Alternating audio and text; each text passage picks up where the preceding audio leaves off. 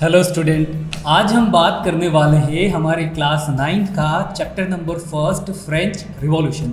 इससे related already मैं बहुत सारे वीडियो अपलोड कर चुका हूं। अगर आप लोगों ने वो वीडियो नहीं देखे हैं तो प्लीज़ पहले उन वीडियो को देखें ताकि आप लोगों के टॉपिक बहुत ही अच्छे तरीके से समझ में आएगा। सो आज का हमारा टॉपिक स्टार्ट करें। आज हम पूरे टॉपिक में स्पेशली वुमेंस के बारे में बात करने वाले हैं और वुमेंस का आप लोगों को पता है जितनी बात करी जाए उनकी उतनी कम है, ठीक है। सो इस टॉपिक को हम स्टार्ट करें। इससे पहले एक बार हम क्विक रिकैप कर लें कि अभी तक हम लोगों ने जो हमारे वीडियो बने हैं और अभी तक इस बुक में स्पेशली हमारे चैप्टर 1 में क्या क्या सारी सिचुएशन हो चुकी है।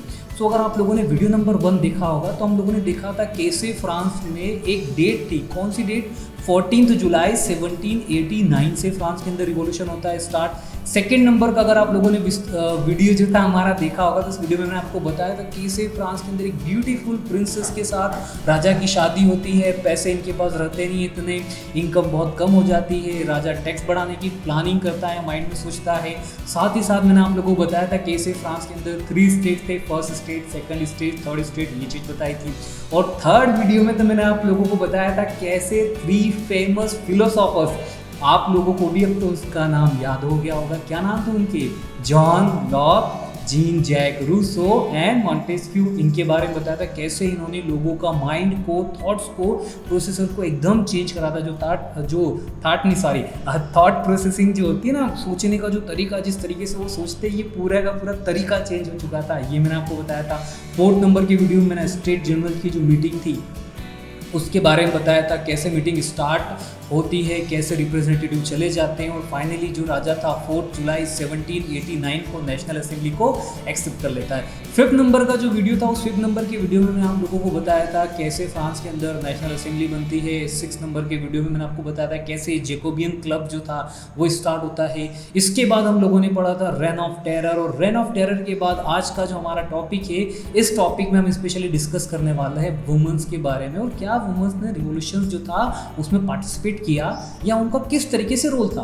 अगर आप पूरी स्टोरी देखोगे फ्रांस की अभी तक की सिचुएशन या इसके पहले वाली भी सिचुएशन देखोगे तो वुमेन्स के साथ कहीं ना कहीं बराबरी नहीं हुई थी फ्रांस के अंदर। इनकी सिचुएशन पूरी तरीके से इक्वल नहीं थी। सो आज का हमारा वीडियो यहीं से स्टार्ट कर रहे हैं। फ्रॉम द स्टार्टिंग बिगनिंग, जहाँ से ये सारा मूवमेंट स्टार्ट हो रहा है वहाँ से अगर आप देखेंगे तो वुमन जो थे वो एक्टिवली पार्टिसिपेंट थे।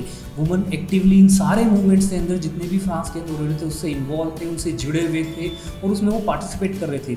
रीज़न क्या था वुमेन्स का इसमें पार्टिसिपेट करने का? उन्हें लगा कि अगर वो भी इन सारे जो रिवॉल्यूशन मूवमेंट चल रहे हैं उसमें अगर वो जुड़ेंगे तो बहुत सारे चेंजेस फ्रांस के अंदर वो लेके आ सकते हैं और इवन स्पेशली वुमेन्स के लिए ला सकते हैं, क्योंकि वो सारे चेंजेस में कहीं ना कहीं बेनिफिट तो इन्हें भी तो होना है। तो इस तरीके से वो उम्मीद कर रहे थे, सोचा था उन्होंने। अगर हम देखें फ्रांस की जो वुमेन्स थी उनका स्ट्रक्चर सोसाइटी से अंदर क्या था, किस तरीके से वो रहते थे, तो आप देखेंगे जो फ्रांस की स्पेशली वुमेन्स थी वो वेजिटेबल्स जो थी, सब्जियां बेचने का काम वो करती थी। फ्रूट्स हो गए, फ्रूट बेचने का काम वो करती थी। फ्लावर शॉप हो गई, फूल जो होते हैं ना, जो आप लोग देते होंगे शायद, फूल देने का वो काम करती थी। देने मीन्स सेल करने का, ठीक है। इसके अलावा अगर मैं 4th नंबर की ओर बात करूँ तो जो छोटे मोटे जैसे फॉर एग्जांपल कपड़े धोने हो गए, वॉशिंग्स हो गए या प्रेस हो गया, इस तरीके से वो सारे काम करते थे। इवन इसके अलावा भी जो डोमेस्टिक वर्क्स होता था, डोमेस्टिक वर्क्स मतलब जो घर पे काम किए जा रहे हैं, एक तो वो चीज़ हो गई कि वुमन एक तो खुद अपने घर पे भी काम करती थी और कुछ वुमन अपने घर से बाहर दूसरे के घर पे जाके भी काम करती थी। इस तरह की सिचुएशन हो गई। तो जो डोमेस्टिक वर्क होता था, जैसे फॉर एग्जांपल पानी भरना है, आज की तारीख में तो ये बहुत कम है सिटीज़ में, लेकिन अभी भी अगर आप गाँव में देखोगे ना तो जितनी भी महिलाएं स्पेशली वही घर पे पानी लेके आते हैं। इतना सारा पानी, स्पेशली गर्मी में तो और हालत ख़राब हो जाती है। तो पानी लाना हो गया, या फिर बच्चों को खाना खिलाना है, या फिर बच्चों को सही तरीके से उनका देख रेख करना है, देखभाल रखना है, छोटे छोटे बच्चे जो होते हैं। तो इस तरीके से वुमेन्स का पार्टिसिपेंट जो था, इन्वॉल्वमेंट था, स्पेशली इतना सारा काम करते हैं। और रियलिटी देखा जाए तो जितने मैन लोग वर्क करते हैं उससे ज़्यादा वुमेन वर्क करती है। तो ये सारी चीज़ें होती थी फ्रांस के अंदर। इसके साथ क्या हुआ कि जो फ्रांस की स्पेशली वुमेन्स थे, इन्होंने क्या करा, इन्होंने फिर डिसाइड करा क्यों ना हम लोग भी पॉलिटिकल क्लब बनाएं, क्यों ना हम भी न्यूज़पेपर में आर्टिकल प्रिंट करें। आप सोचो ना जरा, जिस तरीके से मेन जो लोग थे ये पॉलिटिकल क्लब बना रहे थे, जैसे एक जेकोबियन जो था पॉलिटिकल क्लब बना, एज इट इज़ वुमेन्स के भी बहुत सारे पॉलिटिकल क्लब बने, स्पेशली गाँवों में भी और सिटीज़ के अंदर भी बहुत सारे पॉलिटिकल क्लब बने। और फ्रेंच रिवॉल्यूशन के टाइम की बात करूँ तो इस समय तक फ्रांस के अंदर अप्रॉक्सीमेटली 60 जो थे फ्रांस के अंदर, कितने 60 पॉलिटिकल क्लब्स बन चुके थे। और इनमें जो सबसे इम्पॉर्टेंट जिस क्लब का नाम है, उस क्लब का नाम क्या था? The society of revolutionary and Republic woman. ये सबसे फेमस क्लब उस समय था। इन वुमन का जो ये पॉलिटिकल क्लब बनाने का जो आइडिया था या जो थॉट्स था या जो रीज़न था, रीज़न सिंपल सा ये था कि इन्हें भी इक्वलिटी चाहिए थी जो मेंस को मिल रही थी। अगर आप देखोगे जैसे फॉर एग्जांपल ये घर पे सारे काम कर रहे थे, इवन अगर ये कहीं बाहर जाके वर्क करते हैं तब भी इन्हें जो वेजेस दिया जा रहा था ना, जो पैसा दिया जाता वो भी मेन से कंपेरिजन में कम दिया जा रहा था, भले वर्क वो सेम कर रहे हो, ऐसी सिचुएशन थी। या फिर अगर हम देखेंगे 1971, फिर 1971 मैंने बोला है, सॉरी 1791 के अंदर जो डेट थी जहाँ पे कॉन्स्टिट्यूशन बनता है, अगर आप लोगों को याद होगा वीडियो नंबर हमारा 4 था, है ना, वहाँ पे एक्टिव सिटीजन, पैसिव सिटीजन बनते हैं, ये हम लोगों ने वहाँ पे डिस्कस करा था। तो वहाँ पे भी जो राइट्स दिए गए थे, जो एक्टिव सिटीजन बन कौन रहे थे? एक्टिव सिटीजन सारे मैन बन रहे थे जो टैक्स पेयर हो, वुमेन्स एक्टिव सिटीजन थी नहीं। तो ये भी इन लोगों के साथ गलत हो रहा था। तो इन लोगों का क्लब बनाने का रीज़न ये था कि इक्वलिटी आए और साथ साथ जो पॉलिटिकली फ्रीडम भी इन लोगों को मिले, ये भी पॉलिटिकल पार्टी ज्वाइन कर सके, ये भी एज अ असेंबली के अंदर आ सके। तो इनका पर्पस ये था स्पेशली क्लब्स बनाने का। अब इन सारी सिचुएशंस के बाद क्या हुआ, क्लब बनाने का रीज़न समझ में आ गया। हम लोगों ने देखा था फ्रांस के अंदर जो मैक्सिमिलियन रोबेस्पियर था और ये जो टाइम पीरियड आए थे, इसमें भी और सिचुएशन चेंज हुई थी। अब फ्रांस के अंदर क्या होता है, स्पेशली जो ये वुमेन्स थे ना, जब नया कॉन्स्टिट्यूशन बनता है जो 71 के अंदर, इसमें कुछ चेंजेस या कुछ बेनिफिट स्पेशली वुमेन्स को दिए जाते हैं। जैसे फॉर एग्जांपल सबसे पहले जो स्कूल था ना, स्कूल कंपलसरी कर दिया गया वुमेन्स के लिए। देखो पहले क्या होता था, पहले जो स्कूल था या जो एजुकेशन था ये दिया नहीं जाता था वुमेन्स को, स्पेशली सोसाइटीज़ की उन्हीं लोगों को स्कूल या एजुकेशन दिया जाता था या मिलता था जो स्पेशली या तो नोबल फैमिली से बिलोंग कर रहे हैं या थर्ड स्टेट के भी सोसाइटी के अगर रिच या वेल्थियर फैमिली है जिनके पास बहुत पैसा है उन्हीं अलाउ था। लेकिन अब इसके कारण क्या हुआ, फ्रांस के अंदर सभी वुमेन्स को स्पेशली गर्ल्स को जो है एजुकेशन कंपलसरी कर दिया गया। उन्हें एजुकेशन उनके लिए कंपलसरी कर दिया गया कि उन्हें भी एजुकेशन दिया जाएगा। आगे अगर हम बात करें सेकेंड नंबर पे, तो वुमेन्स के लिए अब क्या करा गया, वुमेन्स की जो मैरिजेस थी, पहले क्या होता था, वुमेन की जो शादियाँ की जा रही थी, स्पेशली लड़कियों की जो शादियाँ की जाती थी, उनकी विदाउट परमिशन, बिना उनकी मर्जी से शादियाँ कराई जाती थी। लेकिन अब ये भी चीज़ हटा दी गई है, पेरेंट जो स्पेशली फोर्सफुली किसी भी लड़की की शादी कहीं नहीं कर सकते, ये चेंजेस कर दिया गया।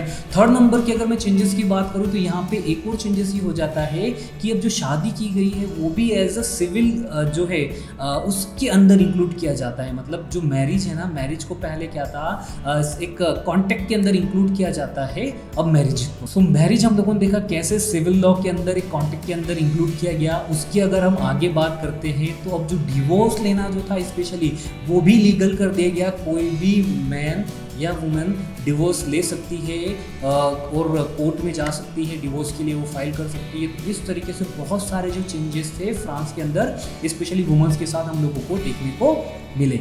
अब आप लोगों ने देखा है कि कैसे वुमेन्स को इतने सारे चेंजेस थे या जो बेनिफिट थे जो पहले नहीं मिल रहे थे वो मिलते हैं। एक और अगर हम चेंजेस की बात करें और वो ये था कि पहले जो थे वुमेन जो स्मॉल या जो जॉब ट्रेनिंग जो देने का वर्क होता था या जो छोटे बिजनेस होते थे वो नहीं दिए जाते थे, तो वो भी ये कर सकती थी। सो फाइनली हम लोगों ने देखा कैसे वुमेन्स को पहले से बेटर, जो फ्रेंच रिवॉल्यूशंस के पहले जो सिचुएशन थी उससे बेटर सिचुएशन हो जाती है। बट अभी भी इन्हें पूरी तरीके से जो राइट्स मिलना चाहिए थे मैन के इक्वल, वो राइट्स नहीं मिलते हैं। अभी भी जो वोटिंग राइट्स थे फ्रांस के अंदर वो मेन को ही दिए गए थे। देखो पहले एक्टिव सिटीजन के अंदर 25 ईयर एज थी जहाँ पे मैन को दिए गए थे, वुमेन्स को वहाँ भी नहीं दिया गया था। फिर रेन ऑफ टेरर जो होता है, जो हमारा सिचुएशन था, मैक्सिमिलियन रोबेस्पियर जो जैकोबिन क्लब बनाता है, यहाँ पे इस 25 की लिमिट को रिड्यूस करके 21 कर दिया गया। बट यहाँ पे भी जो राइट्स दिए गए थे वो भी मैन को दिए गए थे। और एक और चीज़ की गई थी उस समय, जो रेन ऑफ टेरर या जैकोबिन जो क्लब्स के जो लीडर थे ना मैक्सिमिलियन रोबेस्पियर, इनके टाइम पीरियड में एक और चीज़ें की गई थी कि जो स्पेशली वुमेन पॉलिटिकल क्लब थे या जो इस तरीके से जो क्लब्स थे या जो महिलाएं थी उनको भी एग्जीक्यूटेड कर दिया गया, उनको भी फांसी पे चढ़ा दिया गया था उस टाइम के अंदर। तो ऐसी सिचुएशन हो रही थी फ्रांस के अंदर। फाइनली क्या होता है 1946 में आके आप देखो जरा, ये जो वुमेन का जो फाइट था, जो स्ट्रगल था, ये कितने सालों तक चल रहा है। मतलब 1789 से फ्रेंच रिवॉल्यूशन स्टार्ट हुआ है और जो इन्हें राइट मिलता है, वोटिंग राइट्स मिलता है फ्रांस के अंदर 1946 में।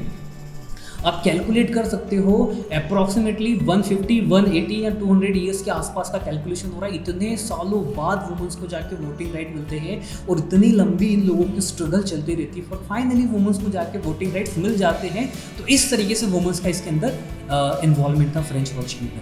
अगर कुल मिला के हम देखें तो पहले इन्वॉल्वमेंट जो था, पहले जो सिचुएशन कितनी अच्छी नहीं थी, बाद में इन लोगों को कुछ इंप्रूवमेंट मिलता है। मीन्स एजुकेशन हो गया, वर्क करने की फैसिलिटीज़ हो गई, शादी जो है कंपलसरी नहीं हो रही, जहाँ इनकी चॉइस है जिस जगह पे इन्हें करना वहाँ शादी कर सकते हैं, डिवोर्स लेना है वो भी ले सकते हैं। तो इस तरीके के बहुत सारे चेंजेस जो थे दिखने को मिले।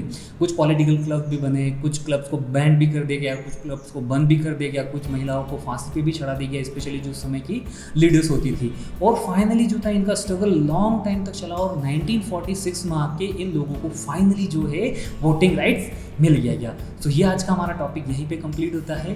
Thank you so much.